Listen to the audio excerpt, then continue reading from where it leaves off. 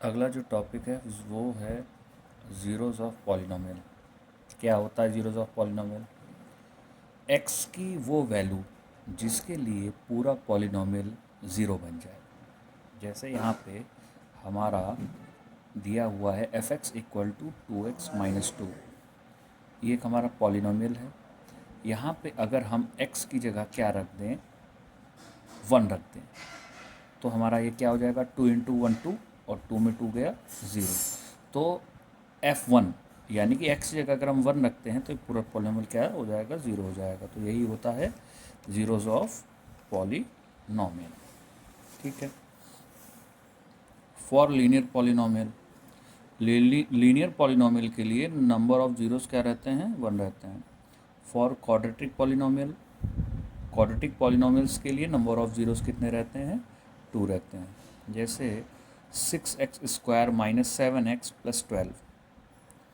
अब इसको हमने क्या किया, splitting the middle term method से 2x - 3 इंटू 3x - 4। ठीक है, ये इसका प्रोडक्ट हो जाएगा।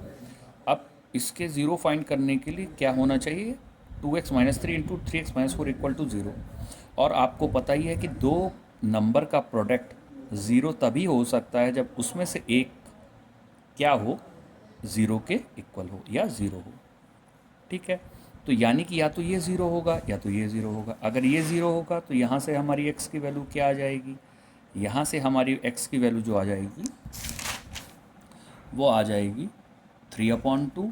और अगर ये वाला 3x - 4 ज़ीरो हुआ तो x की वैल्यू क्या आ जाएगी, 4/3 आ जाएगी।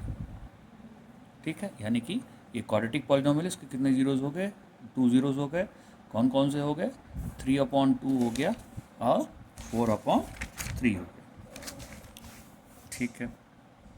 अब standard form for quadratic polynomial, कैसे क्वाड्रेटिक पॉलिनोमियल को लिखा जाता है, तो ax² + bx + c की फॉर्म में लिखा जाता है, जहाँ पे a, b और c क्या होते हैं, कांस्टेंट होते हैं, और ax² का कोफिशिएंट होता है, b जो होता है वो x का कोफिशिएंट होता है।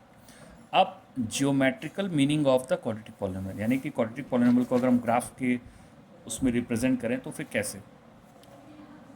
केस 1, अगर the graph cut x axis at 2 distinct point, जब क्या होता है, ग्राफ जो है दो अलग अलग पॉइंट पे कट करता है एक्स एक्सिस पे। तो दूसरा, the graph cut the X axis at exactly 1 point, एक पॉइंट पे कट करता है।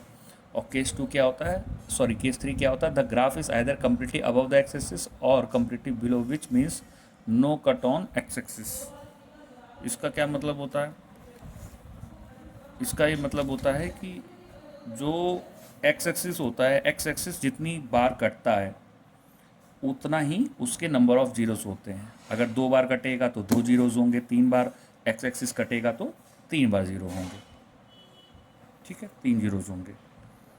और अगर दो अलग अलग पॉइंट पे कटता है तो अलग अलग होंगे, एक ही पॉइंट पे कर रहा है तो फिर आपके दोनों जो जीरोस होंगे वो इक्वल होंगे, एक ही जैसे होते हैं। और अगर ऊपर ही है, एक्सेस पे कट ही नहीं रहा है, तो फिर जीरोस फाइंड करना या उसके जीरोस क्वाड्रेटिक पॉलिनोमियल के नहीं होते।